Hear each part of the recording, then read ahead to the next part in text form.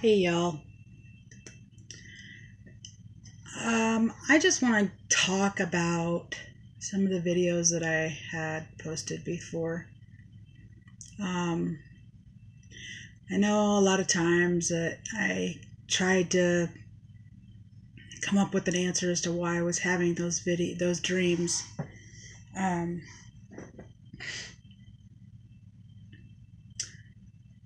I'm starting to see a lot of things play out kind of similar to the dreams that I had.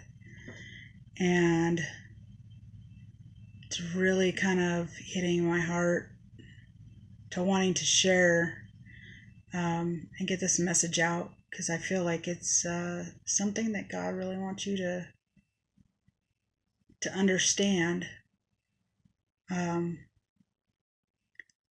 I had dreams in the past about one in particular where there was a tsunami and it kind of destroyed the fronts of the buildings that it hit and whatever else it was in its path. Also in that dream, there was a polar bear that looked like he was starving, and he looked really hungry and mad and was in the middle of the freeway swiping at the cars as they went by. It was quite a few years ago when I had the dream, so I at the time I didn't know what it signified, or I really didn't understand it. There was a part of the dream where I was trying to spread the gospel and let people know that Jesus was coming, and I went into one of the households where they were throwing a party for a little girl who was, probably 2 or 3, maybe 4, and they had her dressed up in, just real provocative clothing and had makeup on her. And none of that really made sense. But another dream that I had was I was walking down a street and ran into somebody that I knew who was caregiving for a couple of kids that one didn't have bones and the other was blind and mute and couldn't speak. Well, I guess that is mute, right? Anyways, this child, this little girl that couldn't speak and couldn't hear, couldn't see, she was just kind of running around, stimulating herself by hitting her head on stuff. I don't know if you know much about people with disabilities that, if they can't hear or see, they tend to stimulate themselves in ways that can be harmful. The man that was taking care of him was somebody that I knew, but I really don't know him. In my dream, I knew him. And he came over to my house with the kids, and we were just kind of hanging out. And the little girl was sitting on my lap, and I told her how much Jesus loved her and how much I loved her and that she was beautiful, even though she couldn't hear me, and then all of a sudden her eyes opened up and she stared up at me and she said, "I love you too." And um, that was like awesome. And so for the rest of my dream, I was like running around praising God and just on fire, just completely on fire. And I heard some sounds and I looked out the window and I seen a bunch of um, flies and bugs and locusts and whatever flying, and they were just kind of attacking everything. And when it got to my house, they just turned to confetti and fell to the ground. And so I went out back because I seen this table that was in my driveway, and it was full of food, and so we all went out and grabbed all the food off the table, and as we was kicking through the confetti, found a bunch of toys to bring in for the kids, and we were just praising God and praising God, that we were being taken care of. And it was my family and my, the friend that I had brought over and the two children.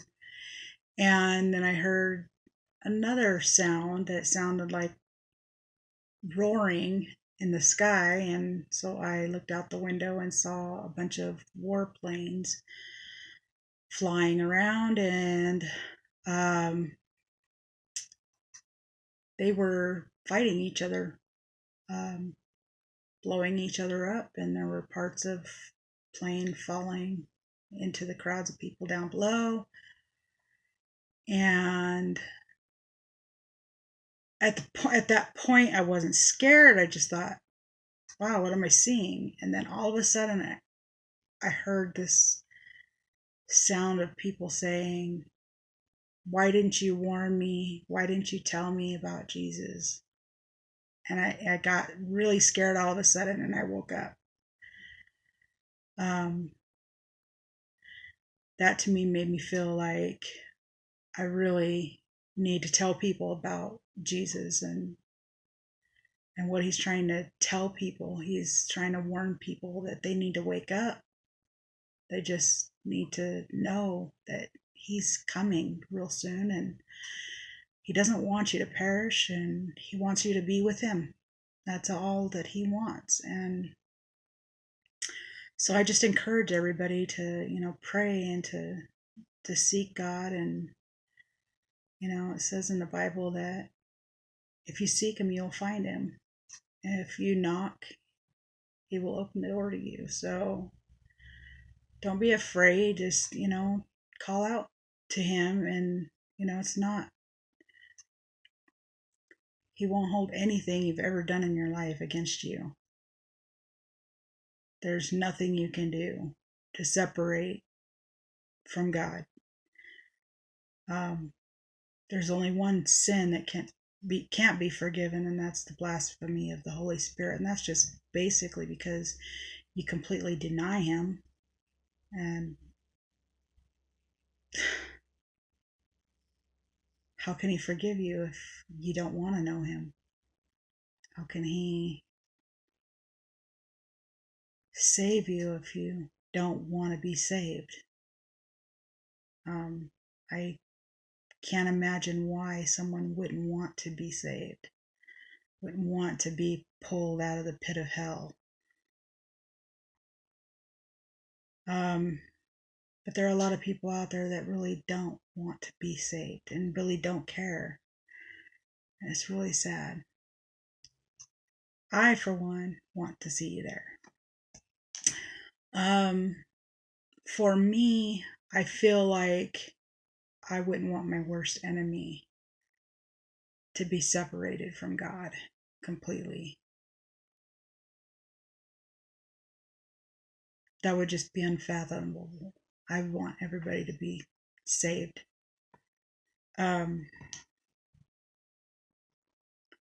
Another dream I had,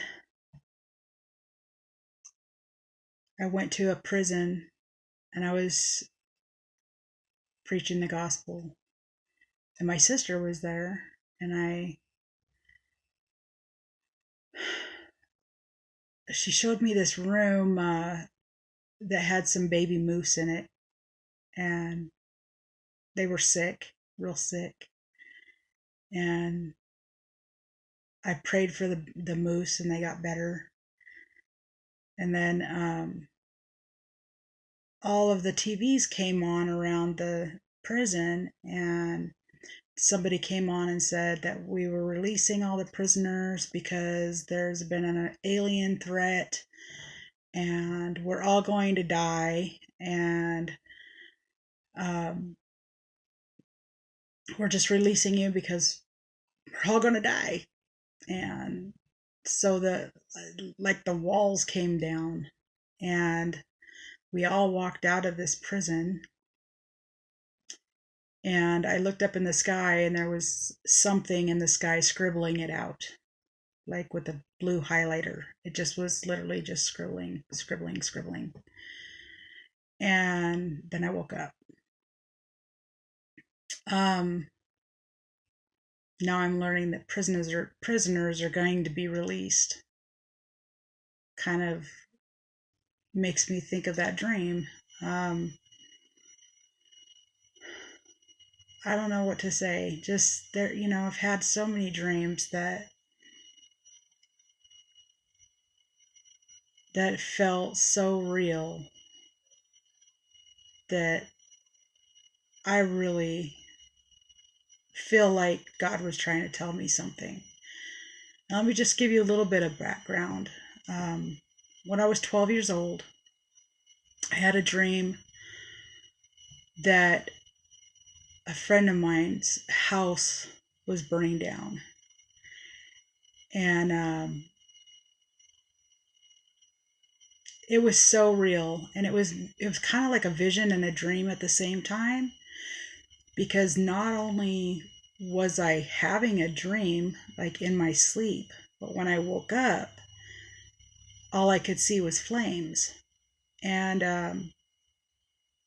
I was crying, and my mom told me, just, it's okay, just go back to sleep. It's just a dream, it's a bad dream. But nothing I could do would help me go to sleep. It was so real and so happening at that time, and I couldn't go to sleep. Anyway, I went to school the next day. My friends weren't at school. When I came home, their whole family was in my house in their pajamas. The house had burned to the ground. Um, that right there told me to pay attention to my dreams. I go on later to have dreams about other things like I would see towns burning. I'd be in a carnival with my family, and everything starts burning around us, and everybody's panicking, trying to get out of this fairgrounds. And we all got in our cars and we couldn't get out. I've had that dream a few times. I've also had dreams. I had a dream where this town uh, burned up, and we were all camping by a creek.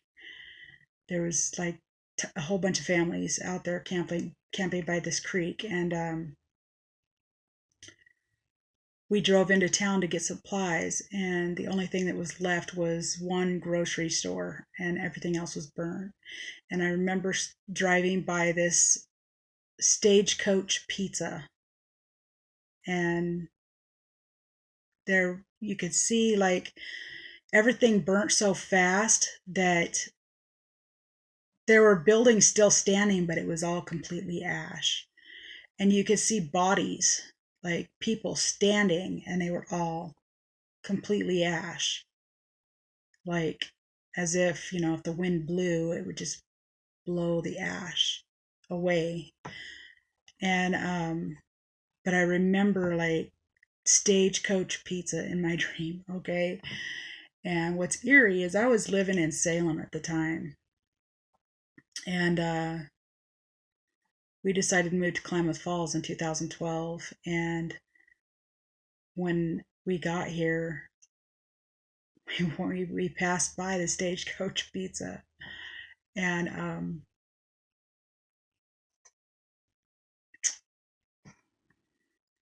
I had that dream a couple times. It wasn't just one. It was a few times. Um, I've dreamt. I dreamt once about my brother getting run over, and I could literally see his head get smashed under the tire of a truck. And I woke up and called to make sure he was okay, and he was. But the following day,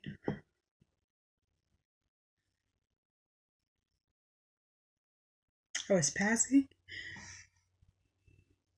I was passing by this truck, and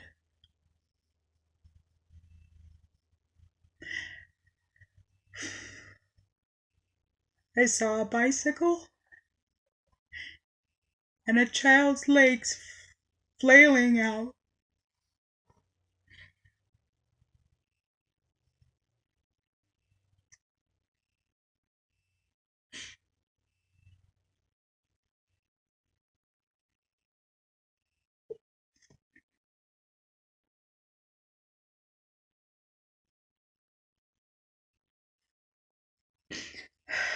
Y'all, he was wearing a helmet, but that didn't save his life.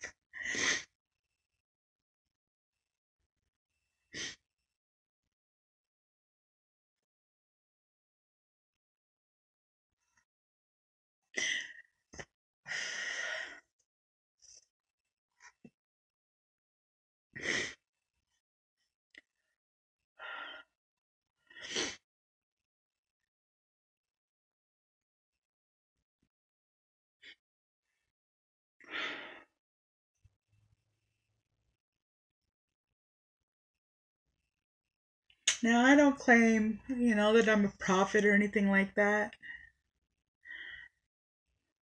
but I know God gives me dreams, and I know I need to pay attention to them and share them.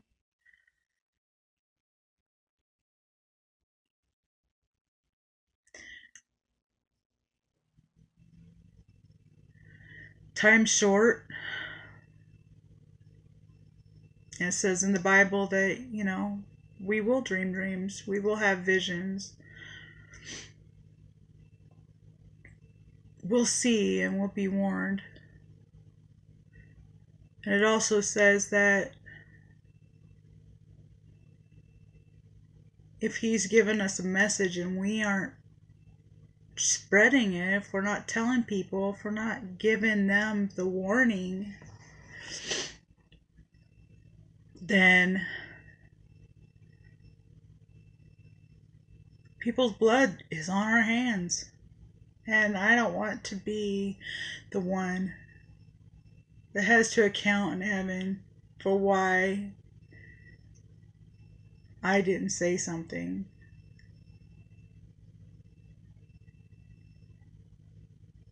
I don't want to stand before God and say, I just didn't think it was that real, or I questioned myself, or the hints that you gave me just weren't enough, or I don't know, just there can't be a good explanation as to why I can't share what I'm being told.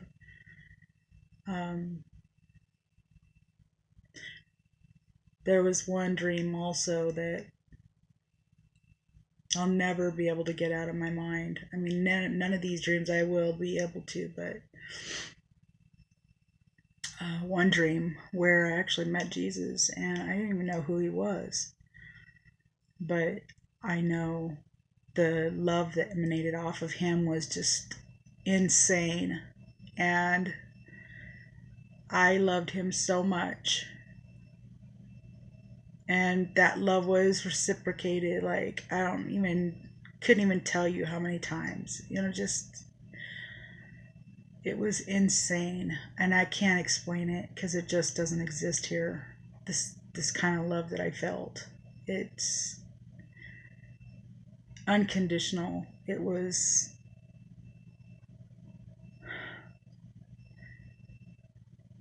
insane. That's all I can say. I don't even know. So it started out, I was in a hospital bed, and this man walked in my room, and he was dressed in white.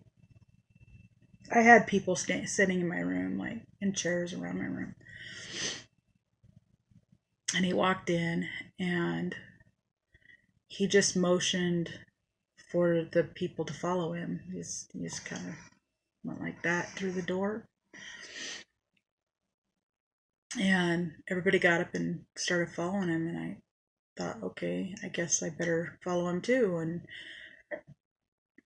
excuse me, I went and followed him out the door. And the next thing I know, I'm at a camp.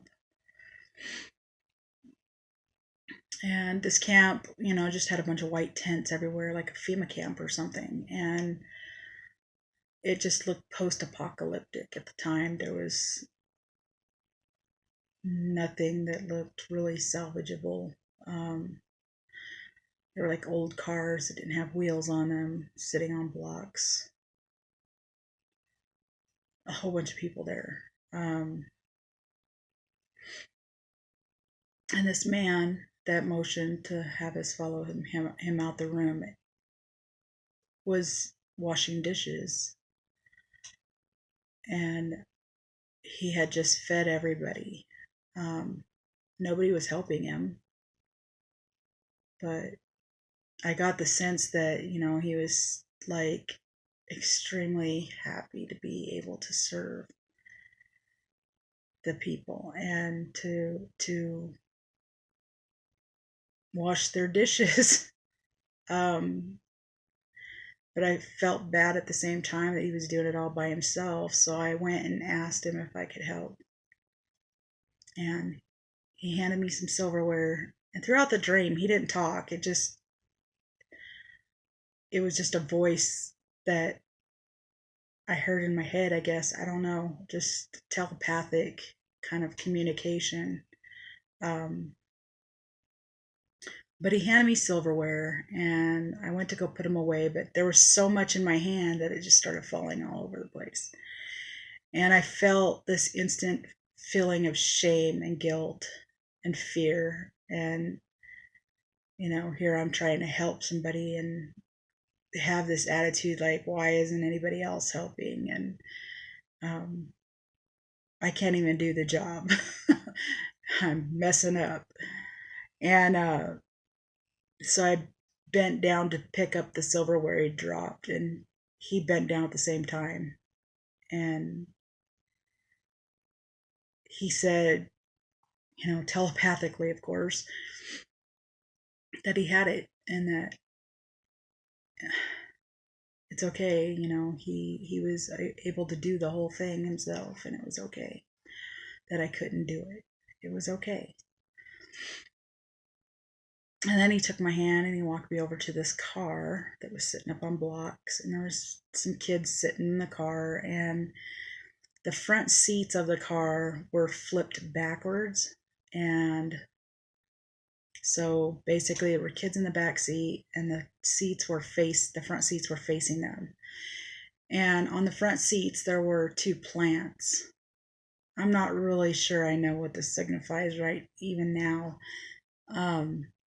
But these plants were, one he said was male, one was female, and that we needed to protect them and help them grow, nurture them and help them grow. And one of the kids in the back seat was tapping on the plate that the plant was sitting on, and it was like wobbling back and forth. And I just told him, I was like, hey, you shouldn't be doing that, because we're supposed to protect these plants and we want to keep them growing. And next thing I know, I'm in a car. My mom is driving, and we're driving down a freeway somewhere. And one of the kids was yelling in the back seat, and I turned around to tell him to be quiet because Grandma was driving. And I noticed that the highway was splitting, like a big earthquake was happening or something, and the road was splitting behind us. And I seen all these cars falling into this hole. And our car veered off the road to the right and started climbing up this concrete barrier. there was other cars doing the same thing, but most of the cars were falling into the crack. And I got all scared and panicky, and the next thing I know, we're back at the camp. And I ran up to Jesus.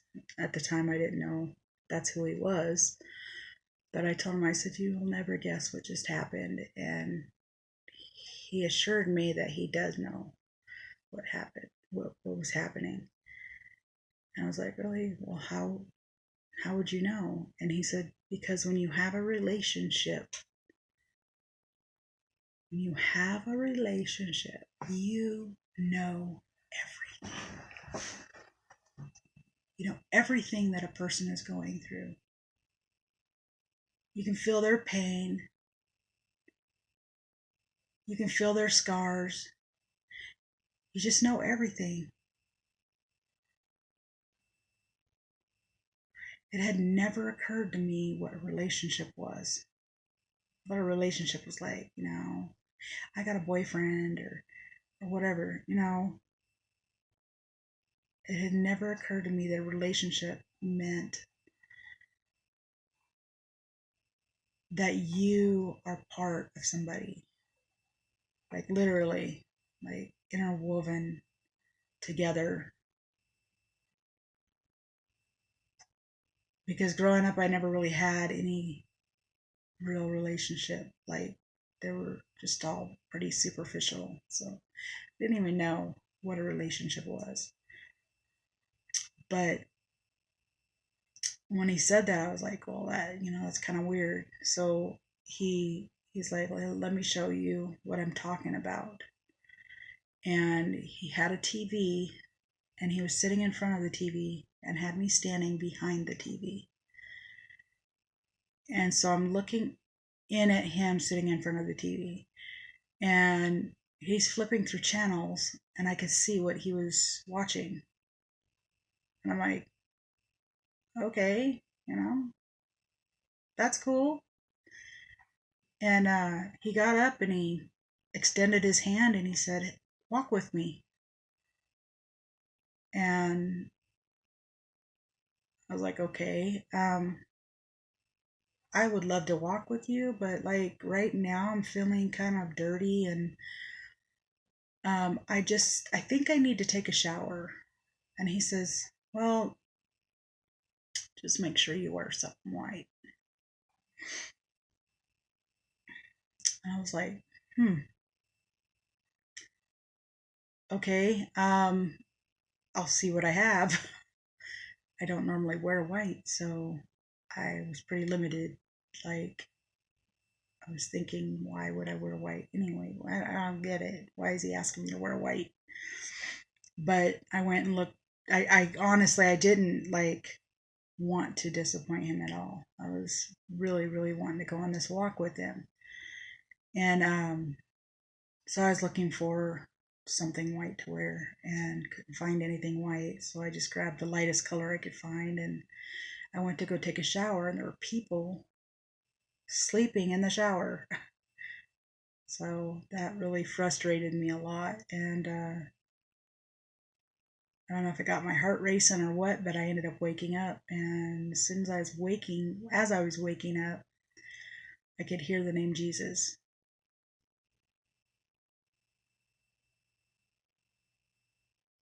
My mind just started going right back to the dream. Like, I didn't want to wake up. I didn't want to come out of this dream because this man was so beautiful. Everything about him was perfect. Like, he wanted everybody to be happy. He just loved everybody. Like, there was a point in the dream just before he had walked me over to the car where I had looked out and I seen all these people, but they kind of faded in the background, and I got this overwhelming sense like he loved me more than anybody. But then I got this overwhelming sense that he loved everybody that same way. It's really hard to explain this type of love. It's just unfathomable here because it does not exist here at all. I mean, you're not going to touch it here. And we might get that puppy love, and that crush, and that what we feel like is a deep love, but nothing compares. Absolutely nothing compares to this love. And it just started making sense. Like the fact that he was just honored and happy to serve, which is what he did and what he does. He's just happy and honored to serve everybody. I'm not really sure what the plants signified. I mean, I don't know if it has to do with something with maybe the sexes and preserving the male and female. I don't know if that's what it is, and I'm not going to speculate.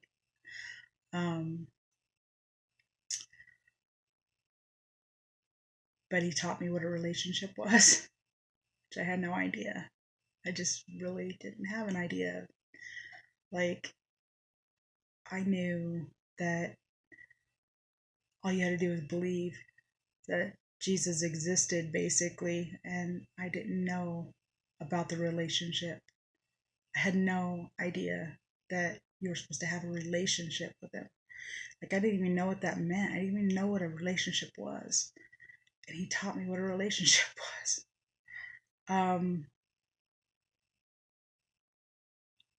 He told me to wear something white.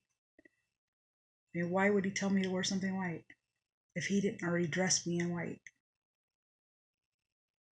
Y'all, this is all in the Bible. Like,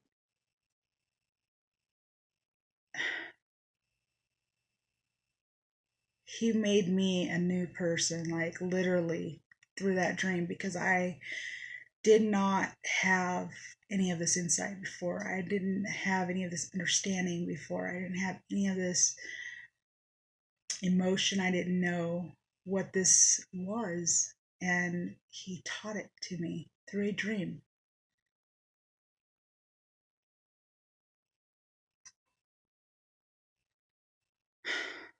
He asked me to walk with him.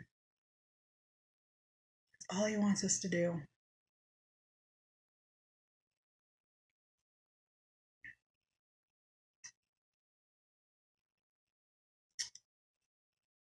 And he is the most fantastic,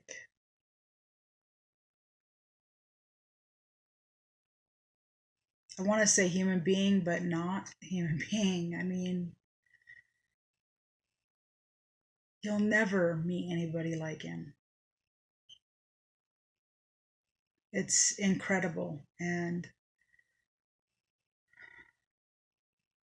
I just hope someday that everybody I can get this message to will feel that same love and that same feeling, that love that you'll never want to leave, that embrace that you'll never want to leave ever. I mean, you just don't want to.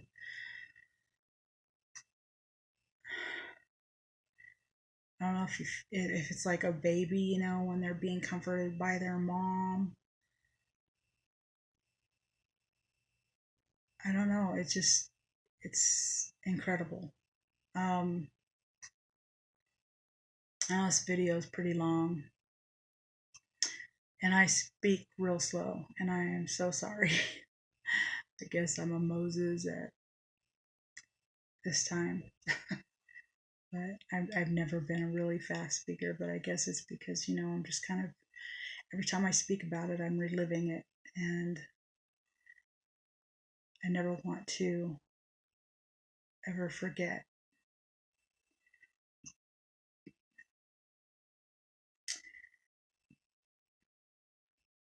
Anyways, I know, like, there's just a lot of significance to the dreams that he's given me. And I mean, I know the difference between a dream and what I typically call a prophetic dream. Because a prophetic dream, like, you feel like you're like literally there. You're you're experiencing everything. And there's no other explanation for why I was learning things in my dream. I mean, dreams don't typically teach you stuff. Usually they're just kind of weird and they don't make sense. And these dreams have a lot of like significant meanings, and I remember them. Like I could see myself in mirrors. I could like taste in my dreams. I can smell in my dreams. Um, I can fly in my dreams. Some of my dreams I can fly, like, and literally feel like I'm really flying. I'm flying. I feel like in some of my dreams when buildings are falling and I'm grabbing a hold of a pillar to hold on, those buildings are really falling, and I feel the fall. I feel it. Um, they're incredibly intense. I have not had any like situations where I've had to feel any of this stuff in real life. So for them to have no meaning and that they're just dreams and made up thoughts or whatever things that I've experienced, I've never experienced them. So don't think that could be the case. But there are dreams that I have experienced in real life after I've had the dream. And like I said, a lot of those things that I've dreamt are coming to fruition, and I never thought I'd ever see.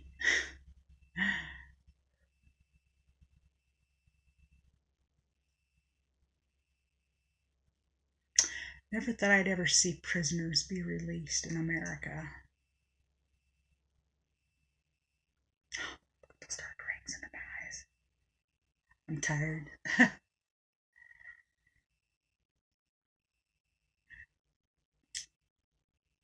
Did you ever think you'd see a day where America was releasing its prisoners to save people? I mean, seriously, like,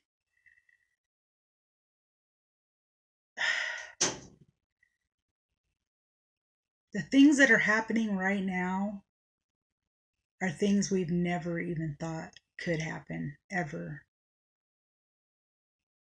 You know, the polar bear, that hungry polar bear I talked about earlier, like, you know, the polar ice caps are melting, and they need ice to hunt and survive.